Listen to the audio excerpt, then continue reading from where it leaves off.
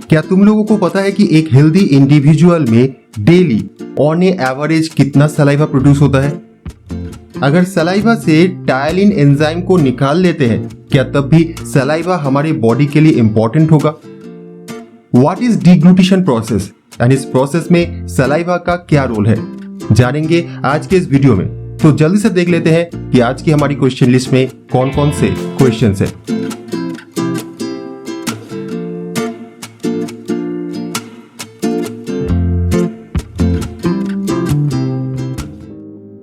Question number 1.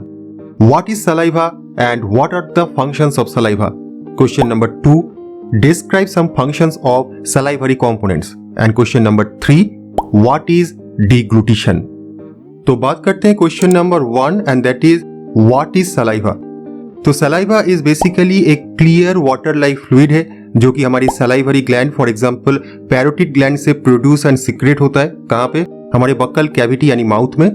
इसकी composition के बारे में बात करें तो इसमें 90 to 99% होता है water and rest of the 1 to 2% के अंडर आ जाता है electrolytes for example bicarbonate, mucus जो हमारे माउथ को लुब्रिकेट रखता है, anti microbial compounds for example lactoferrin lysozymes and various enzymes for example salivary amylase और टायलिन। अब एक एडिशनल इंफॉर्मेशन दे देता हूं कि एक एवरेज ह्यूमन अगर उसका सब कुछ ठीक रहा, डाइट ठीक रहा, हेल्थ कंडीशन सब कुछ ठीक रहा, तो डेली 0.5 से 1.5 लीटर्स तक सलाइवा प्रोड्यूस करता है। अब बात करते हैं कि what are the functions of saliva. तो सलाइवा के फंक्शन में सबसे पहला जो आता है that is lubrication and moisturing.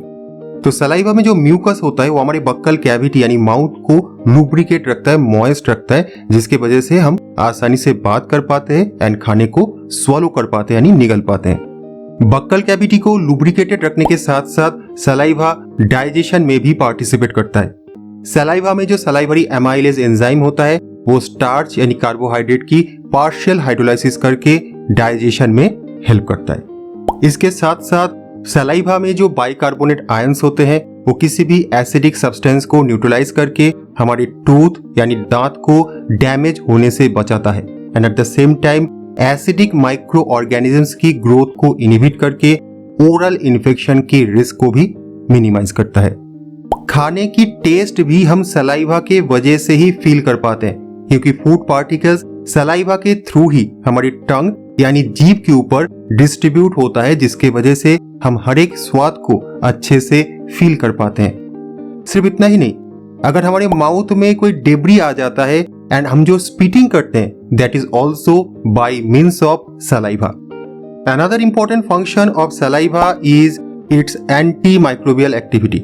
तो सलाइवा में एक एंजाइम होता है जिसे कहा जाता है लाइसोजाइम एंड एक प्रोटीन होता है जिसे कहा जाता है लैक्टोफेरिन एंड ये दोनों माइक्रोब्स को किल करने में मास्टर है। तो अगर खाने के साथ कोई माइक्रो ऑर्गेनिज्म हमारे बॉडी में आ भी जाता है तब भी उससे इन्फेक्शन का खतरा कम रहता है बिकॉज ऑफ सलाइवा। अब जो लास्ट फंक्शन है दैट इज बफरिंग कैपेसिटी, वो बेसिकली जो थर्ड फंक्शन था प्रोटेक्शन, उसका ही एक मॉडिफाइड वर्जन है।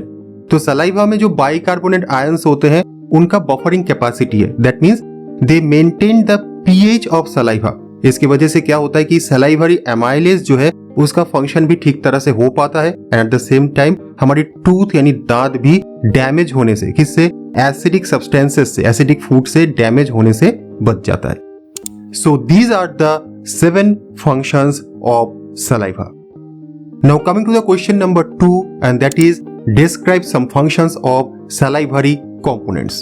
So the first component is water and it is obvious क्योंकि saliva की 98 to 99% होता है water and because of this component saliva is a water like liquid जिसके थ्रू हम खाना यानी बोलस को swallow कर पाते हैं। Second component is an enzyme which is known as lysozyme and it has antimicrobial property, यानी ये particular enzyme microbes को kill कर पाता है।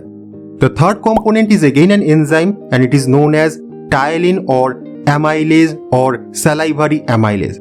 अब इसका काम होता है स्टार्च की हाइड्रोलाइसिस करके डाइजेशन में हेल्प करना।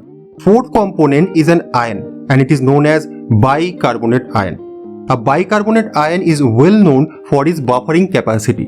That means ये पर्टिकुलर आयन सलाइवा की पीएच को कभी भी चेंज नहीं होने देता।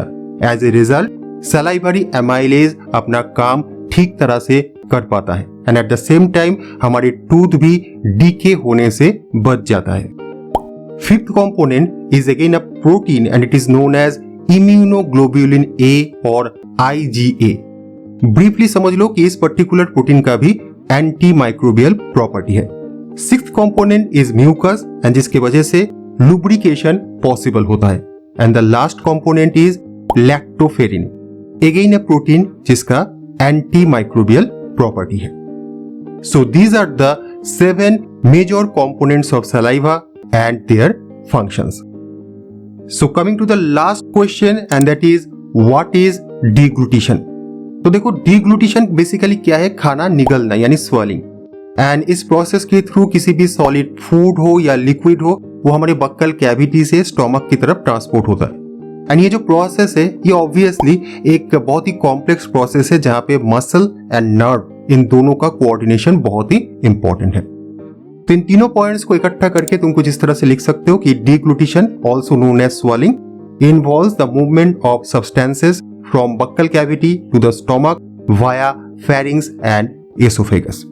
तो भाई आज के लिए इतना ही, मिलते हैं एक नए वीडियो में एक नए टॉपिक के साथ। Till then stay connected with कंसेप्टिव्स।